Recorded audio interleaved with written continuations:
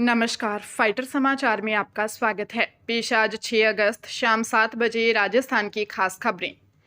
Rajasthan school शिक्षा परिषद के नए दिशा निर्देशों के अनुसार सरकारी और निजी स्कूलों में पढ़ने वाले विद्यार्थियों को आधार कार्ड बनवाने तथा बायोमेट्रिक अपडेशन के लिए अब आधार सेवा केंद्रों के चक्कर नहीं लगाने पड़ेंगे। परिषद ने प्रदेश के 295 ब्लॉकों में 590 आधार एनरोलमेंट किटों के जरिए मोबाइल आधार सेवा केंद्र संचालित करने के निर्देश जारी किए हैं। इस व्यवस्था से स्कूली बच्चों के नए आधार नामांकन और बायोमेट्रिक विवरण अपडेशन का कार्य अब उनके अपने ही विद्यालयों में आसानी से पूरा किया जा सकेगा। UIDAI के सहयोग से शुरू की जा रही इस विशेष सुविधा का मुख्य उद्देश्य विद्यार्थियों का 100% आधार पंजीकरण सुनिश्चित करना है, ताकि उन्हें विभिन्न सरकारी योजनाओं और छात्रवृत्तियों का लाभ समय पर बिना रुकावट के मिल सके।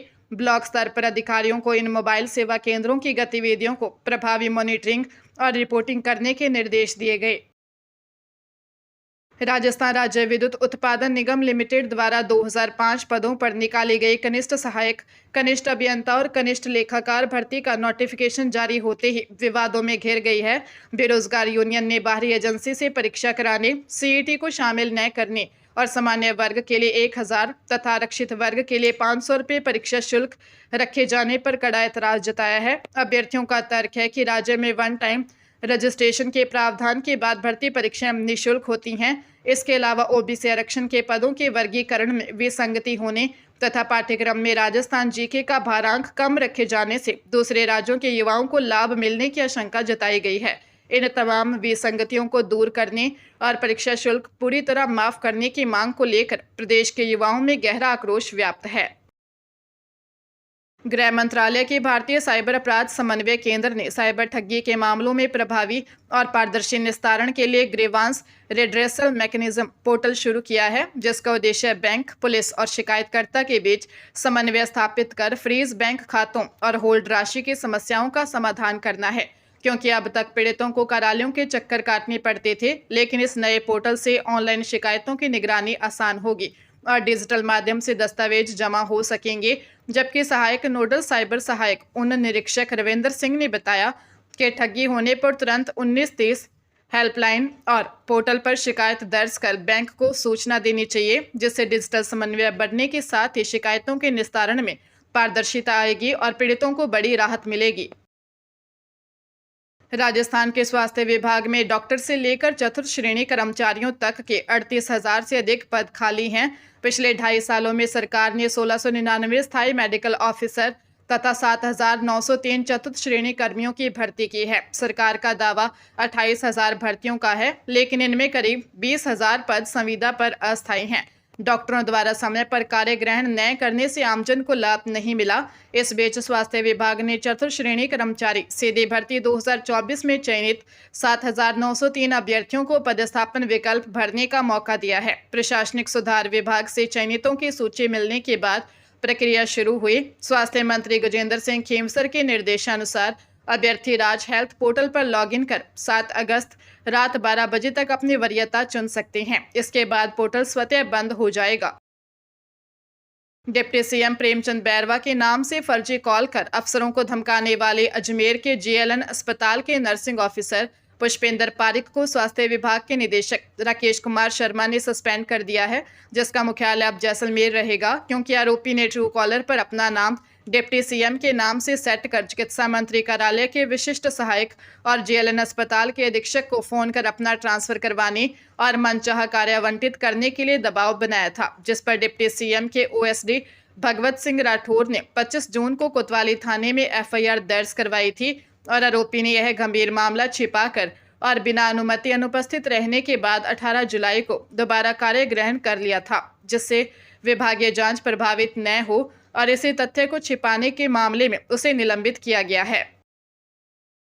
भारत में साइबर ठगी के नए और खतरनाक तरीकों का खुलासा हुआ है, जहां संगठित अपराधी गिरोह सिम कार्ड और बैंक खातों की तस्करी के लिए टी-शर्ट की सिलाई में छिपाकर कुरियर के जरिए इन्हें विदेश भेज रहे थे।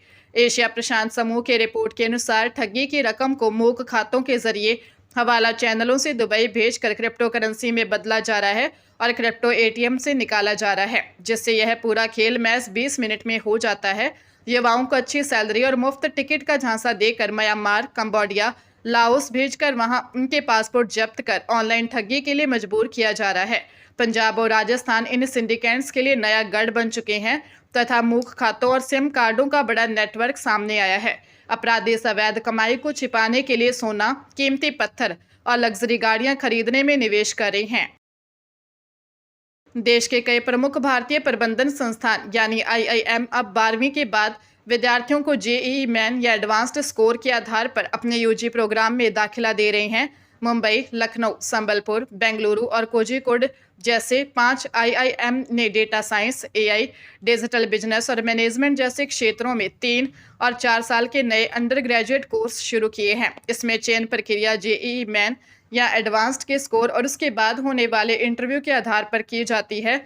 इन कोर्सेज में छात्रों को मेरिट कम मेंस और सेंट्रल सेक्टर छात्रवृत्ति के साथ साथ एजुकेशन लोन की सुविधा भी मिलती है। इसके अलावा इसमें मल्टीपल एग्जिट का विकल्प भी दिया गया है, जिससे 1 या 2 साल के बाद सर्टिफिकेट या डिप्लोमा और 4 साल पूरा करने पर ऑनर्स डिग्री प्रदान की जाती है तथा अधिकांश कोर्सेज में तीसरे वर्ष से कॉर्पोरेट इंटर्नशिप भी अनिवार्य रूप से करवाई जाती है।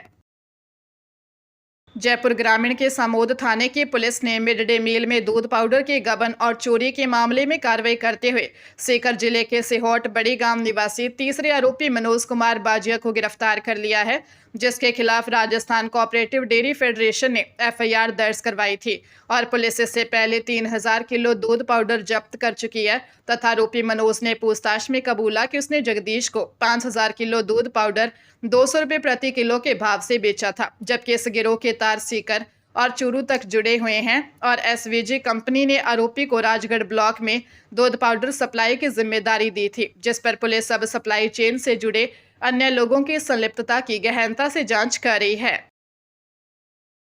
व्हाट्सएप भारत में एक नए फीचर की टेस्टिंग कर रहा है, जिसमें कुछ यूजर्स से उनकी जन्म की तारीख या उम्र की पुष्टि करने के लिए कहा जा रहा है। यह सुविधा फिलहाल सभी के लिए अनिवार्य नहीं है और सीमित टेस्टिंग में ही है। कंपनी का मुख्य उद्देश्य बच्चों और किशोरों को उम्र के हिसाब से सुरक्षित फीचर देना और 13 साल से कम उम्र बताकर फर्जी अकाउंट बनाने वालों पर रोक लगाना है। फिलहाल व्हाट्सएप के आधार या पैन कार्ड देने जैसा कोई नियम लागू नहीं किया है और अभी केवल जन्मतिथि पूछे जाने की टेस्टिंग हो रही है।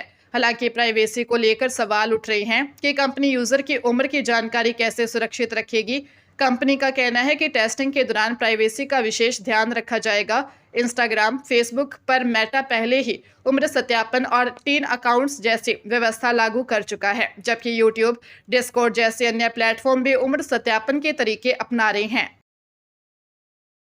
चित्तौड़गढ़ थाना पुलिस ने साइबर ठगी की रकम म्यूल अकाउंट के जरिए इधर उधर करने वाले गिरोह के 3 सदस्यों 23 वर्षीय लोकेश गुर्जर निवासी नाडोलिया, 26 वर्षीय सूरज माली निवासी पावटा दरवाजा और 23 वर्षीय रोहिताश बेनीवाल निवासी बापू कॉलोनी को गिरफ्तार किया है। जांच में सामने आया कि 4 दिन में एक बैंक खाते से 1 करोड़ रुपए का संदिग्ध लेन देन हुआ था और आरोपी फर्जी दस्तावेजों से म्यूल अकाउंट बनाकर ठगी की रकम ट्रांसफर करते थे, जिस पर पुलिस अधीक्षक धर्मेंद्र सिंह के निर्देश और साइबर थाना प्रभारी मनीष शर्मा के नेतृत्व में कार्रवाई की गई है। जबकि पुलिस का कहना है कि लोग लालच में आकर अपने बैंक खाते या ATM दूसरों को न दें, क्योंकि ऐसा करने से खाता धारक भी कानूनी कार्रवाई के दायरे में आ जाते हैं।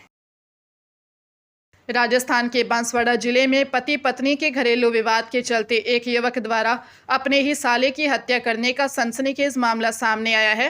राजतालाब थाना पुलिस के अनुसार दाहोद नाका स्थित बंजारा बस्ती निवासी अनिल बंजारा की उसके जीजा राजेश बंजारा ने हत्या कर दी। पुलिस के प्रारंभिक जांच में सामने आया कि आरोपी राजेश का अपनी पत्नी बदामी के साथ विवाद हो गया था, जिसके बाद वह अपने भाई अनिल के घर चली गई थी। गुस्से में आरोपी राजेश वहां पहुंचा और अपनी पत्नी से मारपीट करने लगा, जिसे अनिल ने समझा बुझाकर वापस भेज दिया। थोड़ी देर बाद आरोपी फिर लौटा और अनिल के घर से बाहर बुलाकर उस पर हमला कर दिया, जिससे उसकी मौके पर ही मौत हो गई। राजतालाब थाना पुलिस ने मामला दर्ज कर आरोपी जीजा की तलाश शुरू कर दी है।